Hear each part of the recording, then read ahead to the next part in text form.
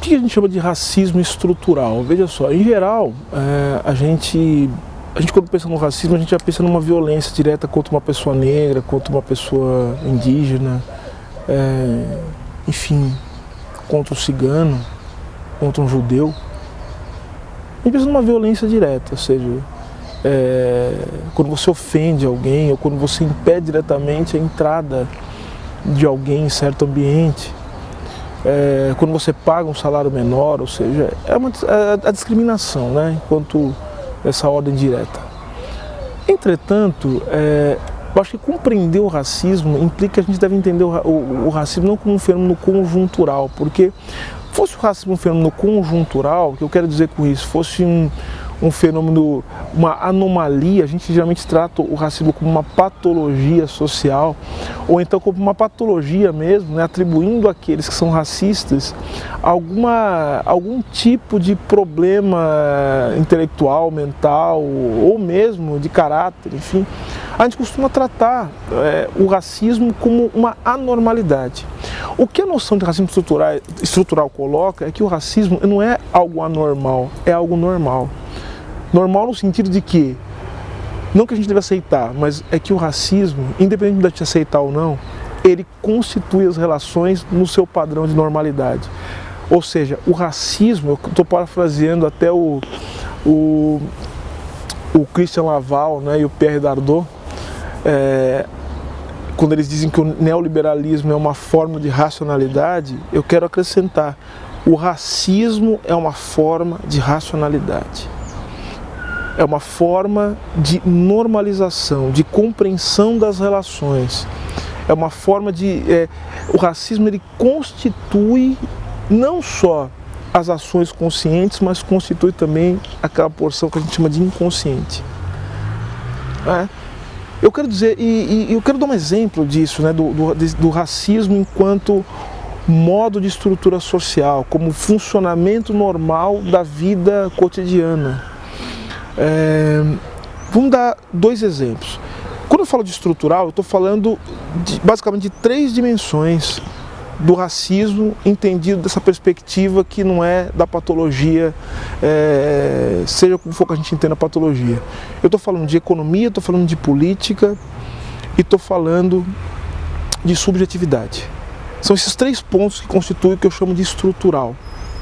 São três pontos em que eu tenho o constrangimento, em que os indivíduos são constrangidos e que faz parte da própria dinâmica com que eles vivem cotidianamente. Então vamos pegar, por exemplo, no campo da economia. No Brasil, por exemplo, todo mundo reclama da carga tributária brasileira. Isso é uma reclamação geral. Na verdade, quem reclama mais são os empresários, e aí a gente começa a ver uma distorção, né? Porque os grandes empresários são proporcionalmente aqueles que, os grandes empresários, aqueles os mais ricos, são os que menos pagam tributo, mas são os que mais reclamam, e o que menos depende dos serviços públicos, que exatamente são pagos por meio da tributação, que são financiados pela tributação. Mas agora vejam só. Pesquisas recentes demonstram que o grupo social mais afetado pela carga tributária no Brasil são as mulheres negras, o que é impressionante. Mas por que isso? Porque existe uma política deliberada do Estado brasileiro de tributar mulheres negras? Não, é porque a estrutura, o sistema tributário funcionando na sua normalidade, normalidade eu digo, do jeito que ele é constituído, funcionando de acordo com as normas estabelecidas, o sistema tributário brasileiro reproduz as condições de desigualdade que colocam a mulher negra no final, na base, lá no finalzinho da pirâmide social. Por quê? Porque as mulheres negras são aquelas que recebem os menores salários. Como a tributação brasileira é estruturada fundamentalmente para incidir sobre consumo e sobre salário, as pessoas que ganham menos e que também consomem são aquelas que vão pagar proporcionalmente mais.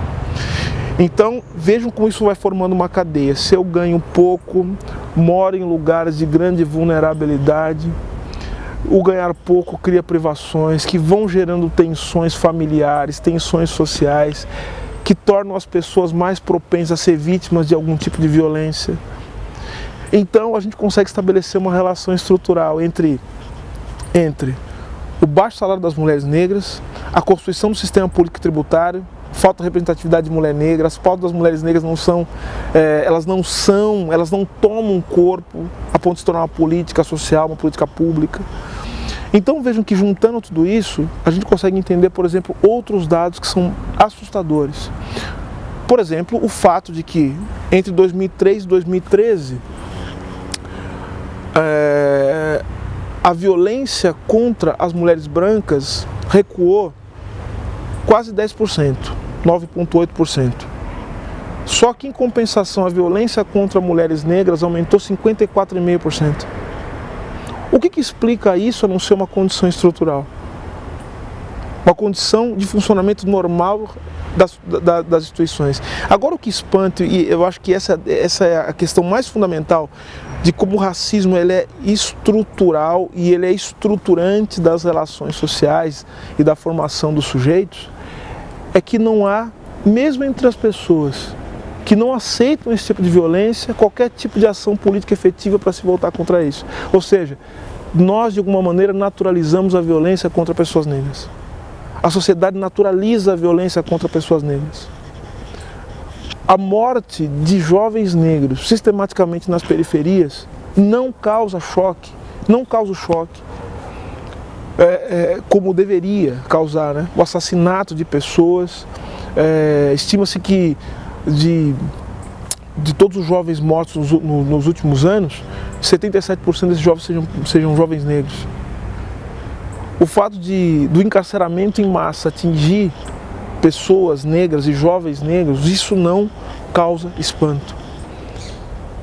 O fato de pessoas negras frequentarem certos ambientes e isso causar espanto também demonstra o quanto nós naturalizamos a ausência de pessoas negras também em certos locais. Ou seja, é impressionante que quando se assiste, eu quero dar um exemplo meio cotidiano, se assiste uma novela, ou então se assiste uma sessão no Supremo Tribunal Federal, ou se assiste uma sessão no Congresso Nacional, ao observar-se que a maioria das pessoas ali presentes, naquelas posições, são pessoas brancas, isso não causa um choque na sociedade. Quando se sabe, isso é racional, sabe-se que 52% da população brasileira se declara negra.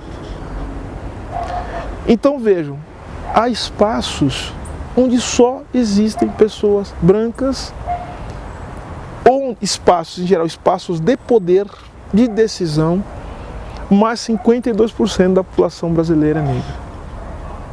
Ou seja, o racismo é um dado estrutural, é um dado que constitui as nossas relações. Aí a pergunta é possível mudar isso? Se é um dado inconsciente, se constitui, ou seja, porque, vejam, da mesma maneira que você tem o racismo estrutural ele tem um outro efeito, ele tem um outro sintoma, um sintoma que se dá sobre as pessoas que não são negras, as pessoas brancas, que é exatamente naturalizar a sua condição enquanto pessoa branca, ou seja, a branquitude. Então, ou seja, o ser branco se torna a regra, o ser negro se torna a exceção. O branco não tem raça, quem tem raça é o negro.